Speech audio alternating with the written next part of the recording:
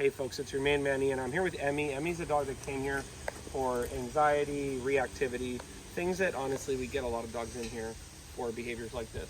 And one of the things the owners were telling me was Emmy doesn't do good with fluffy dogs like poodles and little fluffy dogs. So let's walk Emmy around some little fluffy dogs like this guy right here, Cooper.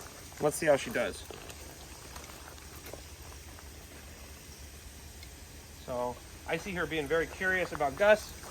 And I see her being pretty indifferent to Cooper there. Come on, Emmy, let's go. Let's walk over to this guy here. Here's a fluffy little doodle thing. Well, she's just totally indifferent to him too. Okay, let's walk over here to some little Shih Tzus, little fluffy balls here. There's Lily. I don't know where George is, but there's Lily. Now, I don't see any difference when she walks around these fluffy dogs versus she walks around other dogs. And follow me up here, because we got another poodle up here I'm going to take her around. Because they might be saying, well, Eric, that's a doodle. That's a Shih Tzu. What we need is like a fluffy dog with a lot of fur. So we'll go up there and we'll see that. But the reason I wanted to show this video to you guys is, you know, a lot of times we get dogs in, they're reactive, and people will tell us, hey, they react to German Shepherds. They don't like fluffy little dogs. People with hats, they don't like. If it's somebody with a dark skin, they don't like them. It's my aunt, the UPS driver, and it seems mysterious to the person. They're sitting there scratching their head. Hey, I don't know why the dog doesn't like these things. Well, first of all, folks, I want to do this video to just put this out there. You might be wrong. The dog might be fine with these things, but you might be doing something that is actually creating the behavior. You know, let's say I walked in here and I know this is a white fluffy dog and I start tightening the leash, or I start petting this dog or touching this dog or talking to her in a way that she associates with being reactive. What's up, Luca? Good girl. So we can see there's neutrality. There's no aggression towards Luca here. Come on, Luca. Okay, come on, let's go. So,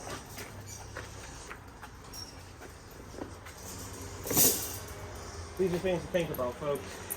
Is my dog actually reactive to this particular thing, or is it more the case that me and my dog together have made a habit of this particular behavior, and that my dog, independently of me, is fine with things, but I am potentially inadvertently creating this scenario by, like I said, tightening the leash up, talking to the dog, petting the dog, becoming tense, even just looking suspiciously at another type of dog.